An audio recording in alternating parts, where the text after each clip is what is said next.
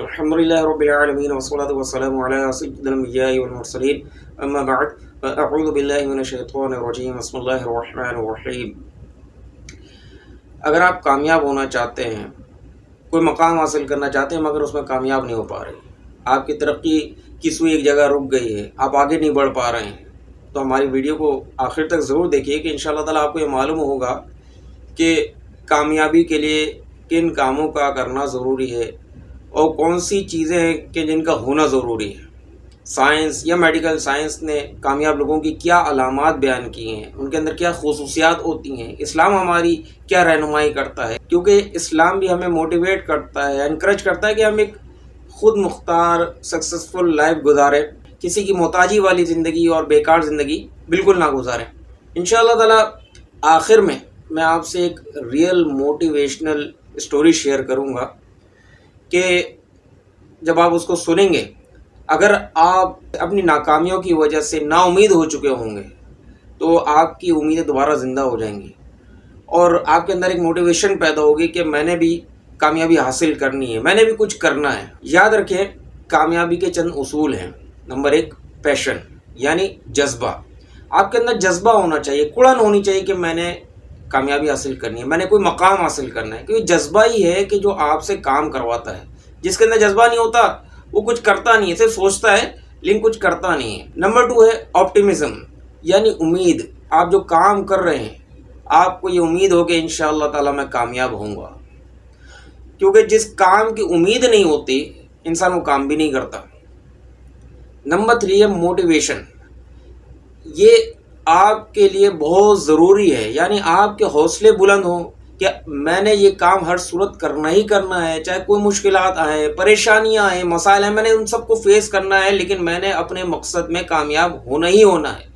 یہ ہوتی ہے موٹیویشن کہ بندہ سارا رسک لینے کے لیے تیار ہے، ساری مشکلات جھیلنے کے لیے تیار ہے اور اپنے مقصد کو پانے کے لیے پرعزم ہے۔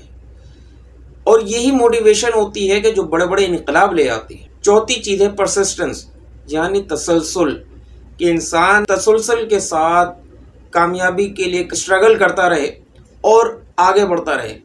اس میں یہ نہیں کہ آج کام کیا، آج کوشش کری، کل پہ چھوڑ دیا، ایسا نہیں، بلکہ مسلسل جدوجہد کرنی ہوگی، تب جا کے ایک رزلٹ آتا ہے اور اس کا ایک وقت آتا ہے کہ جب آپ کو اس کا پھل کھانا نصیب ہوتا ہے۔ پانچویں چیز ہے رسک ٹیکنگ۔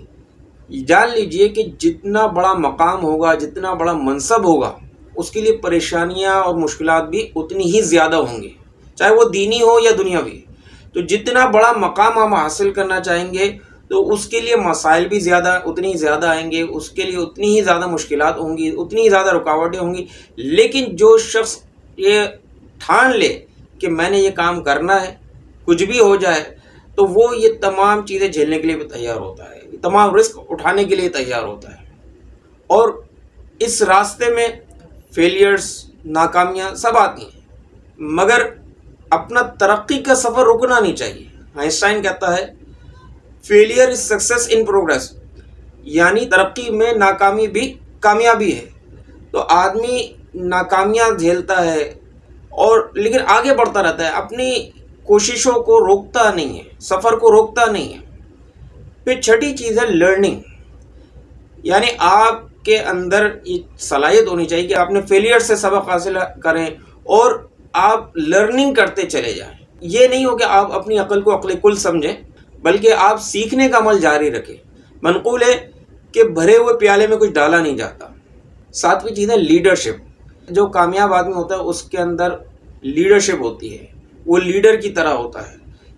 یہ نہیں کہ جو کچھ ہے وہ میں ہوں، میری وجہ سے ہے، یہ سیلفش لوگوں کی ایک نشانی ہے۔ لیکن جو لیڈر ہوتا ہے وہ خود قربانی دیتا ہے اور جب کامیابی ملتی ہے تو اپنے تمام ساتھ والوں کو اپریشیٹ کرتا ہے، ان کو یاد رکھتا ہے ہمیشہ۔ میڈیکل سائنس کہتی ہے کہ جب انسان خوش ہوتا ہے تو اس کے اندر ایسے ہارمونز کام کرتے ہیں، ایسا کیمیکل اندر ہی اندر جسم میں بنتا ہے جس کو کہتے ہیں ڈوپامین۔ جب انسان خوش ہوتا ہے تو یہ کیمیکل انسان کے جسم میں خوشی کا احساس پیدا کرتے ہیں اور اس کے اندر ایک موٹیویشن پیدا ہوتی ہے کہ مجھے یہ کامیابی حاصل ہوئی ہے، مجھے یہ چیز حاصل ہوئی ہے، میں مزید اسٹرگل کروں اور اس کے لیے مزید کوششیں جاری رکھو، یہ ایک موٹیویشن بھی جسم کے اندر پیدا کرتے ہیں۔ اور میڈیکل سائنس مزید یہ کہتی ہے کہ انسان کے اندر سیروٹونن نامی ہارمونز ہوتے ہیں، یہ جسم میں موجود رہتے ہیں، اور دماغ میں جب یہ نارمل مقدار میں ہوتے ہیں تو انسان کا جو مزاج ہے نا وہ خوشگوار رہتا ہے، اس کا موڈ خوشگوار رہتا ہے اور ریلیکس فیل کرتا ہے۔ جب ریلیکس ہوتا ہے تو انسان اچھا سوچتا ہے، اچھی باتیں کرتا ہے، اچھی فیلنگ اس کے اندر پیدا ہوتی ہیں۔ لیکن جب ان چیزوں کی کمی ہو جائے، ڈوپامین کی یا سیروٹونن کی، تو انسان ڈپریشن کا، اینزائٹی کا شکار ہو جاتا ہے، جو ترقی میں رکاوٹ بنتا ہے۔ اسلام نے بھی ہماری اس حوالے سے رہنمائی کی ہے، کیونکہ ہم مسلمان ہیں۔ جب کوئی کام ہوتا ہے، جب کوئی پریشانی ہوتی ہے، ہم اللہ تعالیٰ کی بارگاہ میں حاضر ہوتے ہیں، اللہ تعالیٰ کی بارگاہ میں گڑ گڑا کر دعائیں مانگتے ہیں، کامیابی کے لیے دعائیں مانگتے ہیں۔ تو جب ہم رو کے اللہ کی بارگاہ میں دعائیں کرتے ہیں تو ہمیں ایک سکون ملتا ہے کہ ہم نے اللہ تعالیٰ کی بارگاہ میں اپنی پریشانی پیش کر دی ہے، اللہ تعالیٰ کی بارگاہ میں ہم نے عرضی پیش کر دی ہے کہ اللہ تعالیٰ ہماری مدد فرمائے۔ تو ہمیں امید ہوتی ہے کہ اللہ تعالیٰ ہماری مدد فرمائے گا، کیونکہ ہمارا یہ یقین ہے کہ اللہ تعالیٰ قادر مطلق ہے، وہ تمام چیزوں پہ قادر ہے، وہی مدد فرمانے والا ہے۔ جب ہم اپنا سارا دکھ اللہ تعالیٰ کی بارگاہ میں پیش کر دیتے ہیں تو ہمیں ایک سکون ملتا ہے، اور اللہ تعالیٰ بھی فرماتا ہے کہ سن لو، اللہ کے ذکر سے دلوں کو چین ملتا ہے۔ تو جب پریشانی کوئی مسئلہ آتا ہے تو ہم یکسوئی کے ساتھ اور دل جمعی کے ساتھ دعا کرتے ہیں تو ہمیں ایک کیفیت ہم پر طاری ہو جاتی ہے کہ ہمارا کام انشاءاللہ تعالیٰ ہو جائے گا۔ نبی کریم علیہ الصلوۃ والسلام نے فرمایا کہ جو کوئی پڑھتا ہے لا حول ولا قوت الا باللہ، تو یہ 99 بیماریوں سے دوا ہے، ان میں سب سے ہلکی رنج و غم ہے۔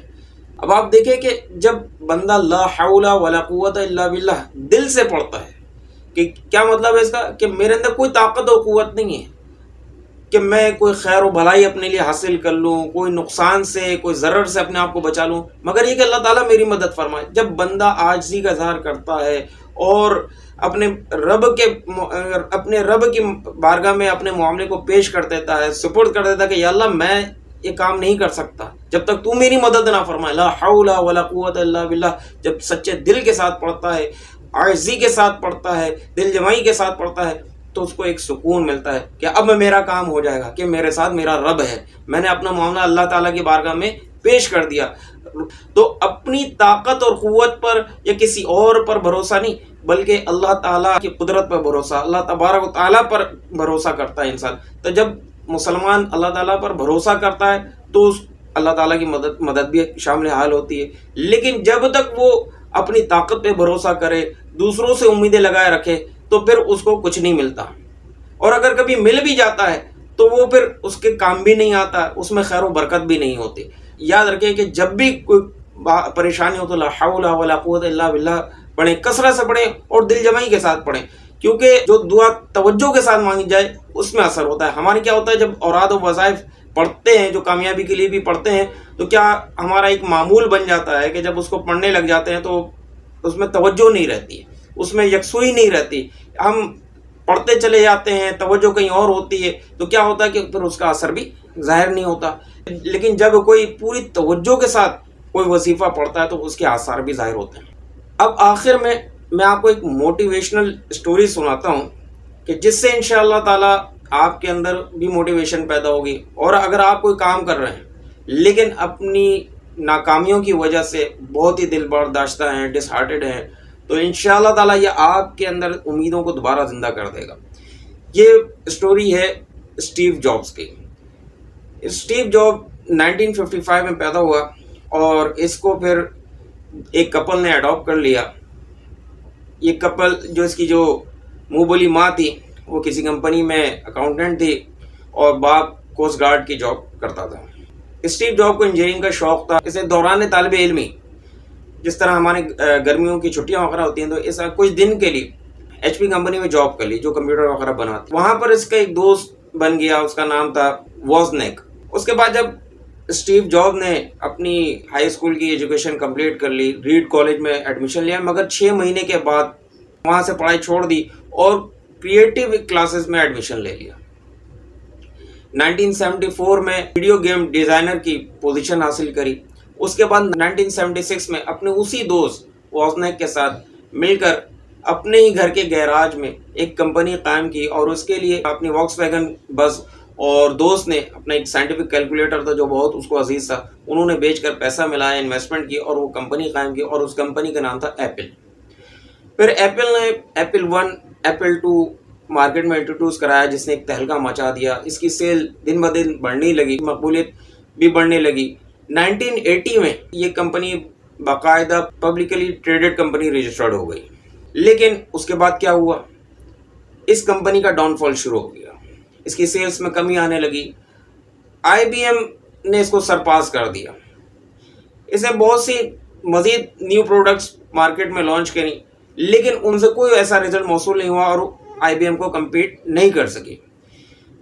بالآخر 1985 میں کچھ لوگوں نے کمپنی کے ایگزیکٹو کے کان بھرنا شروع کیے کہ جو نقصان ایپل کمپنی کو ہو رہا ہے ان سب کا ذمہ دار اسٹیو جاب ہے۔ چنانچہ کمپنی کے جو ایگزیکٹو تھا اس نے یہ ارادہ کر لیا کہ میں اسٹیو جاب کو فارغ کر دوں۔ 1985 میں اسٹیو جاب نے ایپل کا ساتھ چھوڑ دیا اور پھر اپنی ایک اور کمپنی بنا لی جس میں $12 ملین کی انویسٹمنٹ کری۔ اس کمپنی کا نام رکھا نیکسٹ۔ 1986 میں ہی اسٹیو نے اینیمیشن کمپنی پرچیز کر لی جو بعد میں اس کا نام رکھا پکسر اینیمیٹڈ اسٹوڈیو، اور پھر اس نے کافی ساری اینیمیٹڈ ویڈیوز بنائی ہیں جن میں ایک بہت ہی مشہور ہے بچوں کی مقبول ترین ٹوائے اسٹوری، تو یہ پکسر اینیمیٹڈ اسٹوڈیو ہی کی بنائی ہوئی ہے۔ 1988 میں نیکسٹ کمپنی نے کمپیوٹر بنایا جو پروگرامرز کے لیے بہت ہی اچھا تھا، لیکن اس کی کاسٹ اتنی ہائی تھی کہ وہ عوام میں مقبولیت نہیں حاصل کر سکا۔ اسٹیو جاب کی یہ اسٹرگلنگ جاری تھی کہ ایک ایپل کمپنی کہ جس کو بہت زیادہ نقصان ہو رہا تھا اور وہ زوال پذیر تھی، 1997 میں انہوں نے اسٹیو جاب کو دوبارہ سی ای او کی ڈیزگنیشن پر کی پوسٹ پر دوبارہ ہائر کر لیا، اور جو اس کی کمپنی تھی نیکسٹ وہ بھی پرچیز کر لی۔ اس کے بعد اسٹیو جاب نے ایپل کو ایک مقام پہ لا کھڑا کیا اور ایسی نئی پروڈکٹس میک بک، آئی فون، آئی پیڈز انٹروڈیوس کرائیں جس نے اس انڈسٹری میں ایک نئی ریولوشن پیدا کر دی۔ اور آج آپ جانتے ہیں کہ ایپل کمپنی کے جو پروڈکٹس ہیں وہ کیسی ہوتی ہیں، ان کا اپنا ایک کیسا مقام ہے۔ تو آپ دیکھیں ایک مڈل کلاس لڑکا بڑے ہو کر کہاں کتنا بڑا نام بنا۔ 2011 میں اس کی ڈیتھ ہوئی، لیکن اس کی ایک اسٹرگلنگ تھی۔ تو یاد رکھیں یہ پریشانیاں اور مسائل جس طرح اس کے ساتھ آئے یہ ساتھ چلتے ہی رہتے ہیں۔ یہ نہیں کہ ترقی کے بعد آپ کے سارے مسائل حل ہو جائیں گے، ایسا نہیں ہے۔ مسائل زندگی جب تک ہے جب تک مسائل آپ کے ساتھ ہی چلتے رہیں گے۔ ہاں، لیکن کامیاب آدمی وہی ہوتا ہے کہ جو ان مسائل کو فیس کرے اور آگے بڑھتا رہے، اپنی ترقی کا سفر نہ روکے۔ امید ہے کہ ہماری ویڈیو آپ کو پسند آئی ہوگی۔ لائک اور کمنٹ ضرور کیجیے۔ صلو علی الحبیب صلی اللہ تعالی علی محمد۔